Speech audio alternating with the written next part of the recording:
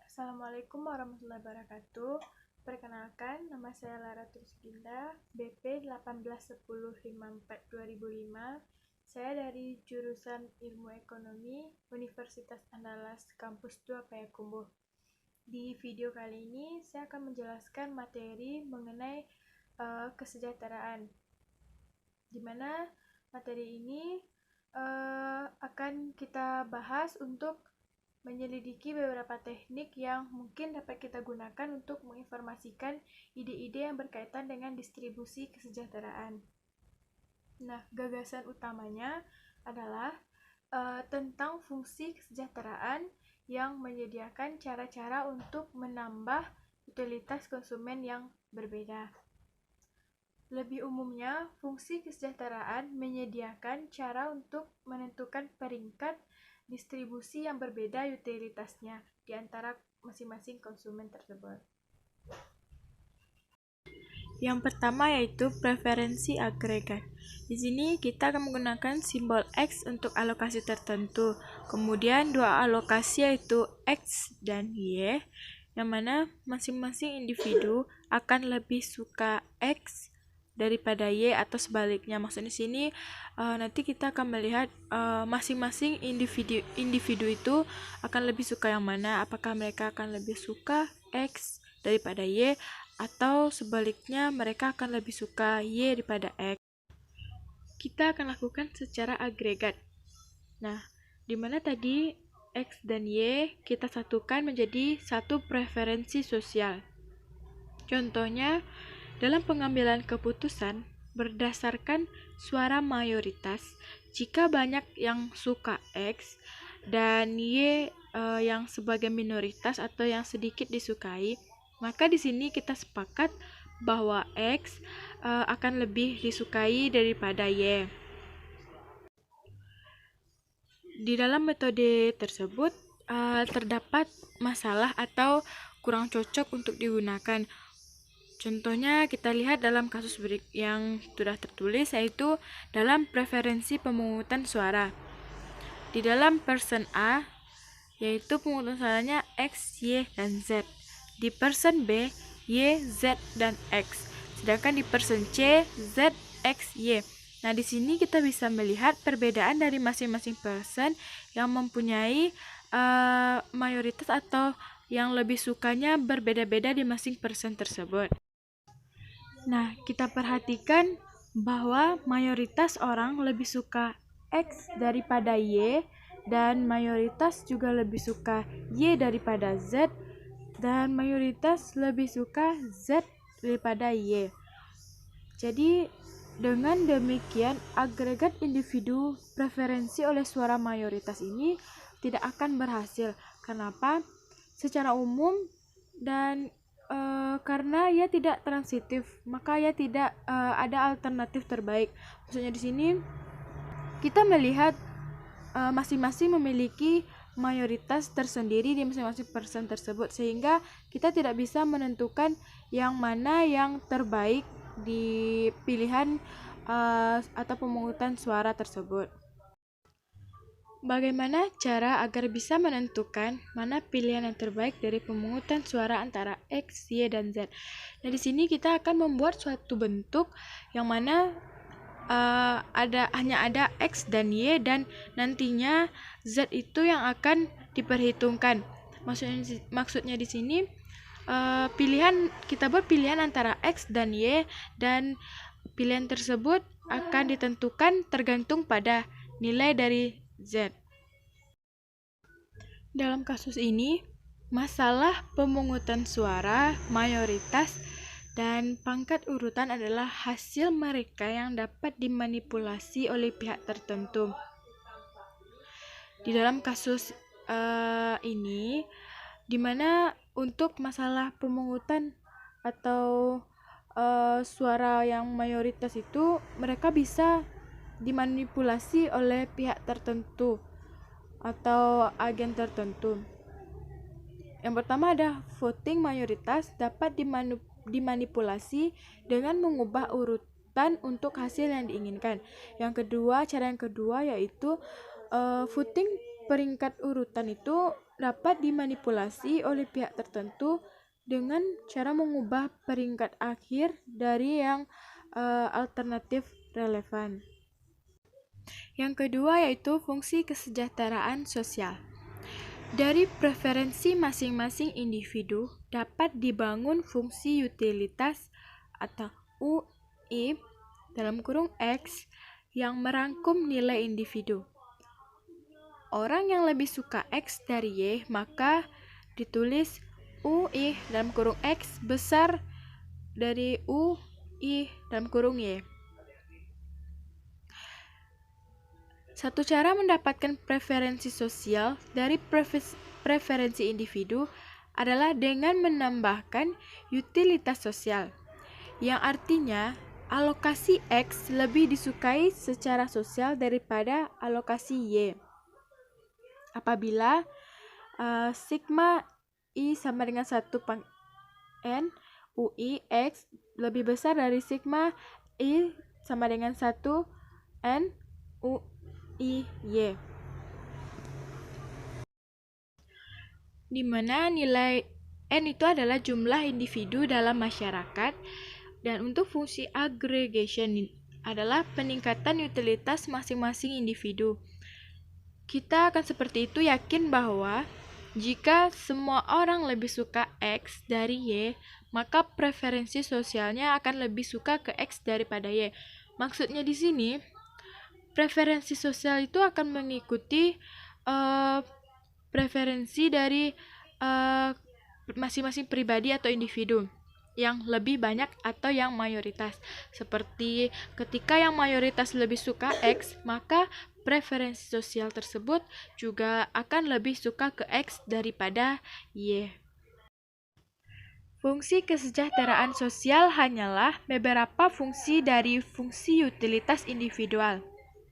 Maksudnya di sini, untuk fungsi kesejahteraan sosial itu, mereka akan terdapat beberapa fungsi utilitas dari individual, yaitu dituliskan W U1X sampai dengan UNX. Nah, ini memberikan cara bagaimana untuk memberi peringkat alokasi yang berbeda yang hanya akan bergantung pada preferensi individu.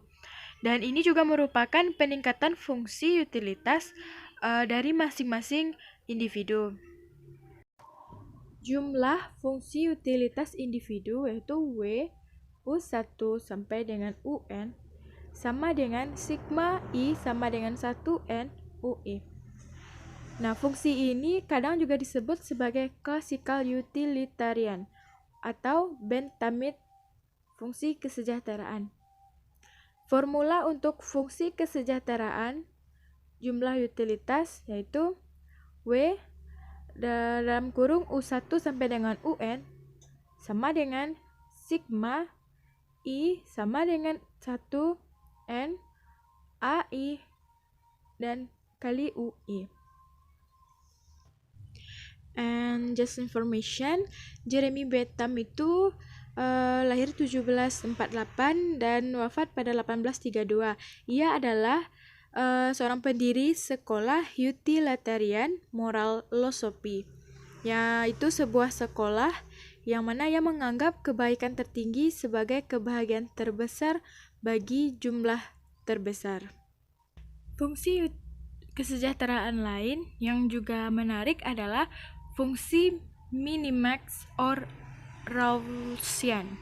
Fungsi kesejahteraannya yaitu W dalam kurung U1 sampai dengan UN sama dengan min U1 sampai dengan UN.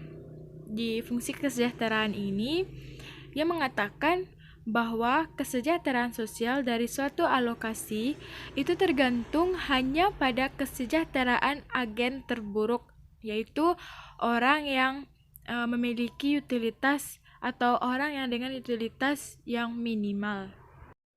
Bentuk kurva dari welfare maximization atau memaksimalkan kesejahteraan yaitu bisa dilihat bahwa alokasi yang memaksimalkan fungsi tarif itu harus Pareto efisien, yaitu kurva indifference. Nah, Di dalam kurva ini disebut sebagai kurva iso-welfare curve.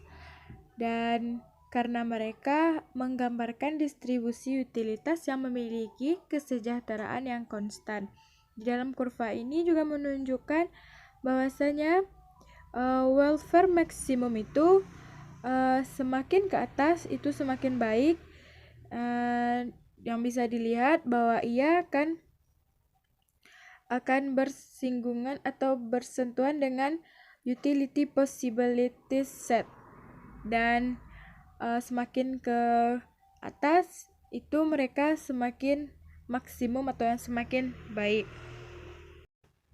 Kurva berikutnya yaitu maximization of the weighted sum of utilities welfare function, dimana di sini kemungkinan utilitas ditetapkan cembung, maka setiap titik efisien Paretonya itu adalah maksimum untuk jumlah tertimbang fungsi kesejahteraan utilitasnya. Nah, jika himpunan distribusi utilitas yang memungkinkan adalah satu set cembung seperti yang diilustrasikan dalam kurva tersebut, maka setiap titik perbatasannya itu adalah kesejahteraan maksimum untuk fungsi kesejahteraan tertimbang jumlah utilitas. Seperti yang bisa kita lihat di sini, di mana perbatasannya itu berada di garis yang pertengahan, berarti di garis itulah yang bersentuhan itulah yang akan menjadi maksimum kesejahteraannya. Yang keempat yaitu fungsi kesejahteraan sosial individualistis. Di sini diketahui bahwa individu tersebut cenderung hanya memikirkan kesejahteraan pribadi atau individunya. Di sini kita bisa menotifikasikan yaitu XI untuk menunjukkan individu, I, S, bundel konsumsi, dan UI dalam kurung XI individual menjadi IS tingkat utilitas menggunakan beberapa representasi utilitas tetap. Maka fungsi kesejahteraan mempunyai formula W sama dengan U1X1 sampai dengan UNXN. Bentuk khusus fungsi kesejahteraan ini dikenal sebagai individualistis fungsi kesejahteraan atau fungsi kesejahteraan Bergson-Samuelson. Jika utilitas masing-masing agen hanya bergantung pada konsumsinya sendiri, maka tidak ada eksternalitas konsumsi. Jadi, ya kita dapat menyimpulkan bahwa semua maksima kesejahteraan itu adalah keseimbangan yang kompetitif. Keseimbangan kompetitif itu maksudnya adalah kesejahteraan maksimum untuk beberapa fungsi kesejahteraan. Yang kelima yaitu alokasi yang adil. Di pendekatan ini, kita memulai dengan beberapa penilaian moral tertentu dan kemudian kita implikasikan untuk distribusi ekonomi. Nah, ini adalah pendekatan yang diambil dalam studi alokasi yang adil. Misalnya, Anda diberi beberapa barang untuk dibagi secara adil di antara N secara merata kepada orang yang layak. Nah, dalam kasus ini, alokasi yang adil ini kadang timbul masalah seperti kita beranggapan ada beberapa pedagang, yaitu pedagang A, B, dan C, di mana pedagang A dan B itu memiliki selera yang sama, sedangkan pedagang C itu memiliki selera yang berbeda. Nah, di sini pedagang A dan pedagang C melakukan perdagangan, yang artinya di sini mereka saling menguntungkan. Namun, terjadi ketidaksimetrisan, yaitu yang B akan merasa iri karena ia tidak mendapatkan kesempatan, dan di sini timbullah ketidakadilan tersebut. Yang keenam yaitu iri dan ekuitas. Hal ini karena terjadinya ketidakadilan, maka kami mengatakan alokasi itu tidak adil jika tidak ada agen lain bundel barang miliknya. Jika masih ada beberapa agen yang lebih suka dengan barang dari agen lain, maka kami mengatakan bahwa itu iri pada barang agen tersebut. Nah, akhirnya jika alokasi adil dan Pareto efisien, kami bisa mengatakan bahwa itu adalah alokasi yang adil. Jadi, maksudnya di sini, apabila agen tersebut masih menyukai atau menginginkan bundel atau barang dari agen lain, maka itu masih dikatakan bahwa terdapat iri.